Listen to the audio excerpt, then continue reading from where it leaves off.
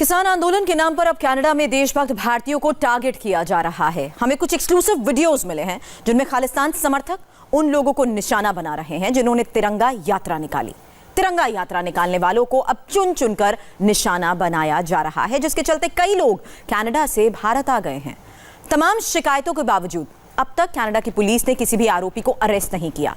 सवाल यह है कि वो हैं कौन जो कनाडा में किसानों के नाम पर अपनी अलगाववादी दुकान चला रहे हैं।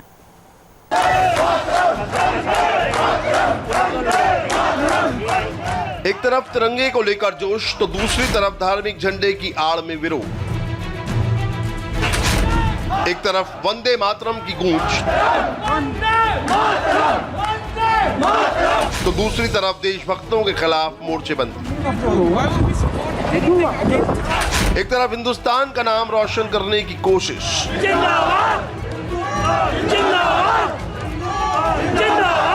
वहीं दूसरी ओर भारत के नाम पर दाग लगाने की साजिश। दिल्ली में चल रहे किसान आंदोलन को लेकर 7 समंदर पार कनाडा में जबरदस्त मोर्चेबंदी हो रही है। एक तरफ है हिंदुस्तान के देशभक्त, वहीं दूसरी तरफ है धर्म के नाम पर चिंगारी को शोले बनाने में जुटे लोग। एंटी इंडिया गिरोह कनाडा में सुपर एक्टिव है। उसे 7 समंदर पार तिरंगे के सम्मान में नारा बुलंद करने वाले चुभ रहे हैं।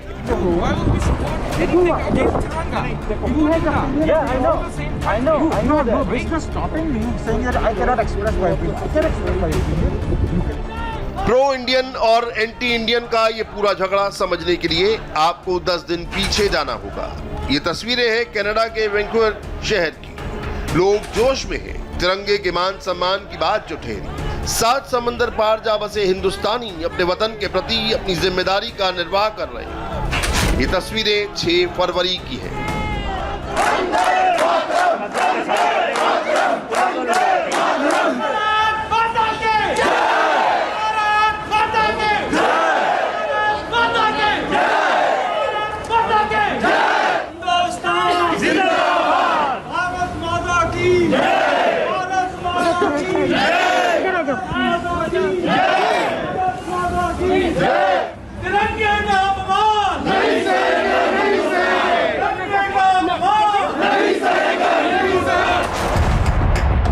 वैंकूवर में फ्रेंड्स ऑफ कनाडा इंडिया से जुड़े प्रवासी भारतीयों ने ग्रेटर वैंकूवर के बाहरी इलाके से वैंकूवर में भारतीय कॉन्सुलेट तक एक तिरंगा रैली निकाली। इसमें बड़ी संख्या में भारतीय मूल के लोग शामिल हुए थे।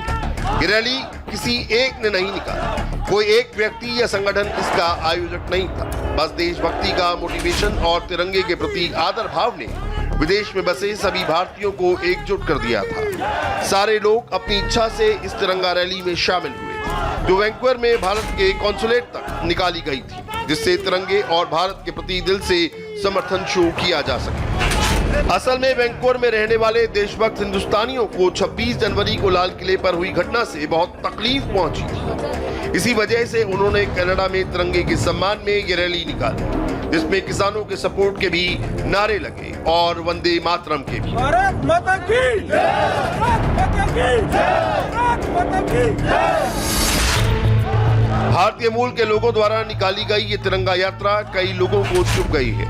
वो अब तिरंगा यात्रा निकालने वालों और इसमें शामिल होने वालों के खिलाफ साजिशें करने में जुट गए हैं। तिरंगा यात्रा में शामिल लोगों को डराया धमकाया जा रहा है। 6 फरवरी को 12 बजे से लेकर के सरी स्ट्रॉबेरी हिल लाइब्रेरी के पास से लेकर के वैंकूवर कॉन्सुलेट के नीचे तक जाने का तय किया और तय वक्त पर तिरंगा यात्रा निकली। गाड़ियों में तिरंगे भी लगे थे और साथ ही साथ कैनेडियन फ्लैग भी लगे थे। दोनों झंडों का सम्मान किया गया और लोग भारत माता की जय के साथ साथ किसानों को भी सपोर्ट कर रहे थे और झंडे को भी सपोर्ट कर रहे थे। बड़ी खुशी के साथ लोग वैंकूवर कॉन्सुलेट तक गए। बड़ी सक्सेसफुली 350 से भी ज्यादा गाड़ियां गई। लोग खुश थे और किसी भी तरह से बहुत सक्सेसफुली जब ये यात्रा समाप्त होगी तो उसके बाद काफी सारी चीजें होनी शुरू हो गई सिलसिलेवार। यहाँ पर एक किसी ग्रुप के लोगों ने अपने इंडियन हिंदुओं को टारगेट करना शुरू कर दिया। उन्हीं में से मैं और मेरे हस्बैंड हम दोनों को टारगेट किया गया। मैं वैंकूवर में रहता हूँ और इमिग्रेशन कंसल्टेंट की तरह से काम करता हूँ।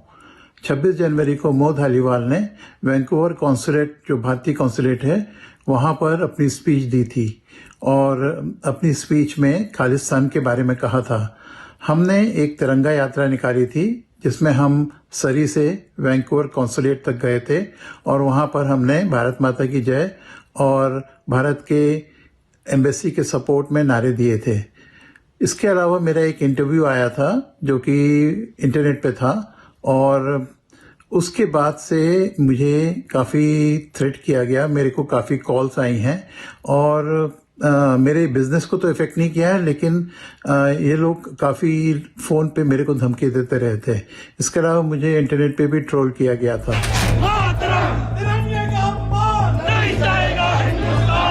तिरंगे के मान सम्मान में लाल किले पर हुए अपमान के खिलाफ आवाज उठाना इन लोगों को भारी पड़ रहा है। खालिस्तान सपोर्टर्स उनके घरों पर आ रहे हैं, उन्हें धमका रहे हैं, उन्हें घर बार बेचकर वैंकूवर से चले जाने की चेतावनी दे रहे हैं। हमारे बिजनेस को टारगेट किया गया, गूगल रिव्यू गलत डाले गए और हमारे समाज के खिलाफ एक धार्मिक उन्माद पैदा करने की कोशिश की गई। हमारे घर के फ़ोन पर, दफ्तर के फ़ोन पर, पर्सनल फ़ोन पे गंदी गंदी बातें, घर को जलाने की धमकी, कारोबार को बंद करने की धमकी, जान से मारने की धमकी और कितनी ऐसी बातें जो मैं बता नहीं पाया। मैं बहुत मेंटली टॉर्चर हुआ हूँ, तो थोड़े समय सुकून के लिए बिताने के लिए मैं हिंदुस्तान आ गया। आशीष मनराल उन लोगों में से एक है जो कनाडा में खालिस्तानी सपोर्टर्स के निशाने पर है, जिनके घर और दफ्तर को निशाना बनाया गया, धमकियां दी गई, चले जाने की चेतावनी दी गई। आशीष मनराल वैंकूवर में इमिग्रेशन में मदद करने वाली संस्था चलाते हैं। कई खालिस्तानी सपोर्टर आशीष मनराल के ऑफिस पहुंचे और बाइकआउट का बोर्ड लगा दिया। आशीष मनराल और उनकी पत्नी नीमा मनराल की इन खालिस्तानी सपोर्टर्स से बहस भी हुई कि हमारे ऑफिस के नीचे मॉब लेकर पहुंचे, खालिस्तान के झंडे पकड़ करके कहने लगे कि हम किसानों को सपोर्ट करते हैं, तुमने झंडे को सपोर्ट किया, किसान को सपोर्ट नहीं किया। हमने कहा हम सभी किसान को भी सपोर्ट करते हैं, झंडे को भी सपोर्ट करते हैं, हम किसी का विरोध नहीं कर रहे हैं, लेकिन अगर हम पीसफुली कोई काम करना चाहते हैं और अपने मन की भावनाओं को व्यक्त करना चाहते हैं तो ये हमारा अधिकार है। ये एक डेमोक्रेटिक कंट्री है और आपका अगर मन चाहे, आप किसी चीज को सेलिब्रेट करना चाहते हो तो कर सकते हो, जहां तक कि किसी को उससे तकलीफ ना हो। तो इन लोगों ने हमारे ऑफिस के नीचे आकर के 10-12 लोग थे जो कि खालिस्तान का झंडा पकड़े हुए थे। ये सब मेरी गाड़ी पर झपटे और मुझे समझ में नहीं आया क्या करना चाहिए। मैंने गाड़ी का शीशा नहीं खोला, पहले पुलिस को कॉल किया, उसके बाद मैंने शीशा खोला और मैं रिकॉर्डिंग बनाने लगी वीडियो से। खालिस्तान सपोर्टर्स से लगातार मिल रही धमकी के चलते आशीष को कनाडा छोड़कर भारत आना पड़ा है। उन्होंने हमें बताया कि वैंकूवर में कैसी मुश्किलें आ रही हैं। अभी भी कनाडा में उनकी पत्नी और बच्चे रह रहे हैं जिन्हें धमकियां मिल रही हैं। हालात ये हैं कि आशीष को अपने फोन नंबर ही नहीं, वॉइस मेल सर्विसेज भी बंद करनी पड़ी। वो कहते थे कि आप आगे से तिरंगा यात्रा मत निकालना। मैंने कहा मेरा तो डेमोक्रेटिक राइट है, लेकिन ये तो एक बहाना था मैडम। ये तो जिस जगह भी तिरंगा यात्रा निकली, चाहे कैलगरी में, चाहे एडमंटन में, चाहे टोरंटो में, हर एक को टारगेट किया गया है और मेरी शायद मनोदशा भी प्रतिकूल रही हो, लेकिन मैं इतनी हिम्मत, इतना साहस जुटा पाया हूं आपके सामने आने का। आशीष ही नहीं, उनके साथ तिरंगा यात्रा में शामिल हुए बहुत से लोगों को खालिस्तान सपोर्टर्स निशाना बना रहे हैं। इनमें से ज्यादातर लोग वैंकूवर शहर में रहते हैं और ये सब के सब 6 फरवरी को तिरंगा यात्रा में शामिल हुए थे। असल में 26 जनवरी को जब दिल्ली में लाल किले पर हिंसक हमला हुआ, तब कनाडा के वैंकूवर शहर में खालिस्तान समर्थकों ने भी एक रैली निकाली थी। इस रैली की अगुवाई पोएटिक जस्टिस फाउंडेशन नाम की खालिस्तान सपोर्टर संस्था चलाने वाले मो धोलीवाल ने की थी। खालिस्तान समर्थकों की ये रैली वैंकूवर में भारतीय कॉन्सुलेट के सामने जाकर खत्म हुई थी। देशभक्त भारतीयों ने इसी के जवाब में 6 फरवरी को तिरंगा यात्रा निकाली थी। कनाडा में तिरंगा यात्रा निकालने वालों को निशाना बनाने वाले वही लोग हैं जिन्होंने किसान आंदोलन के इंटरनेशनल प्रचार की टूल किट तैयार की है। देशभक्त भारतीयों को निशाना बनाने वालों का सरगना पोएटिक जस्टिस फाउंडेशन का चीफ मो धालीवाल है। मो धालीवाल ने वैंकूवर में भारतीय उच्चायोग के सामने 26 जनवरी को भी भाषण दिया था। उसने कनाडा में बसे उन भारतीयों को निशाना बनाने की टूल किट भी तैयार की है जो तिरंगे के साथ खड़े हैं, जो भारत के साथ खड़े हैं। इस टूल किट को कनाडा में सुपर एक्टिव किया गया है। 6 फरवरी को तिरंगा यात्रा निकालने वालों को खालिस्तान सपोर्टर्स की टारगेट करने में एक खास तरह का पैटर्न दिख रहा है। हम इसे देशभक्तों को डराने धमकाने वाली टूल किट कहें तो गलत नहीं होगा।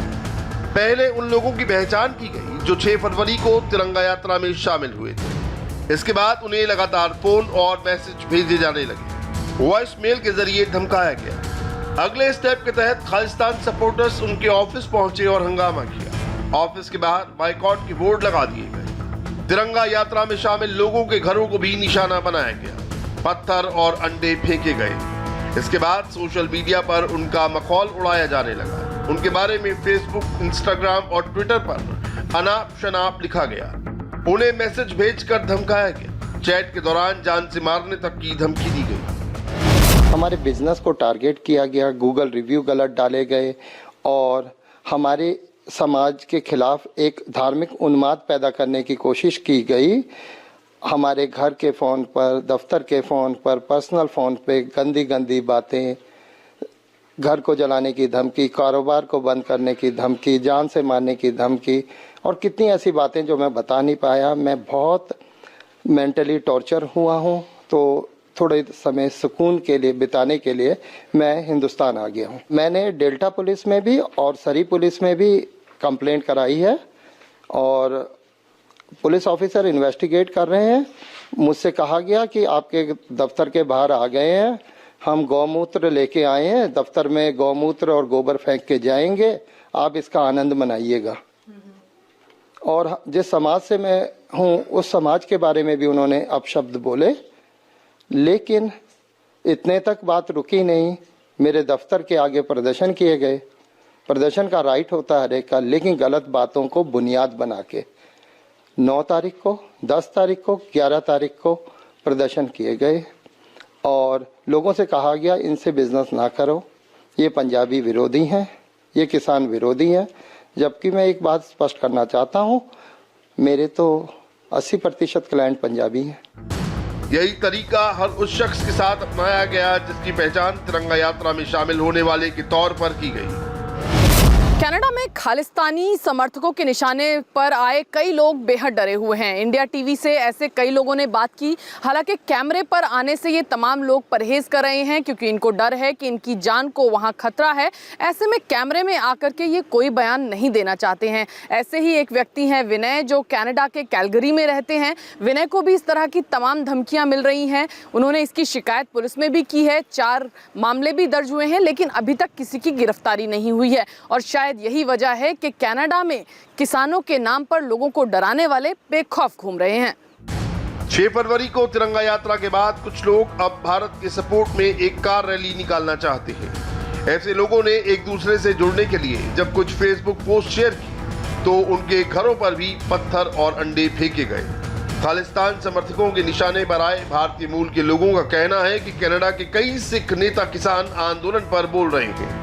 वो खालिस्तान समर्थकों के साथ खड़े नजर आते हैं। ऐसे ही कनाडाई सिख नेता है जगमीत सिंह, जो अक्सर किसान आंदोलन का समर्थन करते दिखते हैं। ट्रूडो सरकार पर किसानों के समर्थन में आवाज उठाने का प्रेशर बनाते हैं। Farmers across India have gathered in one of the largest protests in history. They are fighting back against laws which will privatize farming, making it harder for them to earn a living. Canada की Justin Trudeau सरकार अपनी स्थिरता के लिए जगमीत सिंह की NDP के ही भरोसे है। जाहिर है ट्रूडो गवर्नमेंट खालिस्तान सपोर्टर्स के दबाव में है और शायद यही वजह है कि कनाडा की पुलिस भारतीयों को धमकाने वालों पर कड़ा एक्शन नहीं ले रही है। जो लोग होते हैं जो कि इनको सपोर्ट नहीं करते हैं या इनको समर्थन नहीं देते हैं, लोग उनको परेशान करते हैं और उनके अगेंस्ट कुछ ना कुछ नेट पे लिखते हैं और उनके बिजनेस को इफेक्ट करते हैं। मेरी गवर्नमेंट से एक निवेदन है, इंडियन गवर्नमेंट से, कि वो इन लोगों को देखे जो कि यहाँ आकर के कनाडा के अंदर जो स्टूडेंट्स आए हैं और जो वर्कर्स आए हैं, वो यहाँ आकर के भारत के अगेंस्ट बोलते हैं और चौराहों पे खड़े होकर के प्रदर्शन करते हैं। ये एक अच्छी चीज़ नहीं है। इससे इंडिया का खराब इमेज जाता है और गवर्नमेंट को देखना चाहिए कि वो कैनेडियन गवर्नमेंट से बात करके इन चीज़ों को बंद करे और यहाँ पर जो नॉर्मल लोग हैं जो कि भारत से आए हुए हैं उनके हैरेसमेंट को रोके। खालिस्तान आंदोलन के दौर से ही इसके सपोर्टर कनाडा में पनाह लेते रहे हैं। वो अब कनाडा के नाम पर भारत पर धौंस जमाना चाहते हैं। खालिस्तान समर्थकों की कनाडा वाली नेटवर्किंग इन धमकियों के जरिए शायद अपनी ताकत दिखाना चाह रही है, मगर उन्हें शायद न्यू इंडिया की ताकत का एहसास नहीं है। विकसित देशों में आज कनाडा ही एक ऐसा देश है जिसके पास कोविड-19 की अपनी कोई वैक्सीन नहीं। हाल ही में कनाडा के प्राइम मिनिस्टर ने नरेंद्र मोदी को फोन करके कोविड वैक्सीन मांगी थी। We are looking at possible. हम भारत के सीरम इंस्टीट्यूट से कुछ और वैक्सीन हासिल करने की कोशिश कर रहे हैं। इस पर काम हो रहा है। भारत के प्रधानमंत्री नरेंद्र मोदी से मैंने तमाम विषयों पर बातें की थी। इसमें भारत द्वारा पूरी दुनिया और खास तौर से विकासशील देशों के लिए वैक्सीन का उत्पादन करने का मुद्दा भी शामिल था। इसके अलावा हमने आपसी महत्व के अन्य विषयों पर भी बात की। हम दुनिया के उन तमाम लोगों के साथ सहयोग करते रहेंगे जिससे कनाडा ही नहीं पूरी दुनिया के लोग इस महामारी की चुनौती से निपट सके। भारत ने कनाडा को कोविड की वैक्सीन देने का वादा किया है। जाहिर है जो देश वैक्सीन के लिए भारत पर निर्भर हो वो इंडिया पर कितना दबाव बना सकेगा, ये उन लोगों के लिए सोचने वाली बात है जो कनाडा की ओर बड़ी उम्मीद भरी नजरों से देख रहे हैं। कनाडा में बढ़ती खालिस्तानी गतिविधियों और भारतीय नागरिकों को धमकियों को लेकर सरकार ने भी सख्त रुख अपनाया है। कनाडा में भारत के राजदूत अजय बिसारिया ने इंडो कैनेडियन सिटीजन्स और भारत को समर्थन करने वाले कैनेडियन सिटीजन्स पर हो रहे हमले को लेकर के चिंता जताई है। एक बयान जारी कर उन्होंने ये बात स्पष्ट कर दी कि भारत में हो रहे कृषि सुधार के खिलाफ और भारत का समर्थन करने वाले लोगों पर हमला करने को लेकर के भारत जो है वो एकदम सख्त है। इसके अलावा अजय बिसारिया ने ये भी कहा कि जो वहाँ पर इंडो कैनेडियन सिटीजन्स हैं उनको बॉयकॉट करने या उनको निशाना बनाने की जो घटनाएं हैं वो बेहद चिंताजनक हैं। लेकिन साथ ही अजय बिसारिया ने ये भी उम्मीद जताई कि कैनेडियन सरकार इसका पूरा संज्ञान लेगी और मामले को जल्द हल करेगी।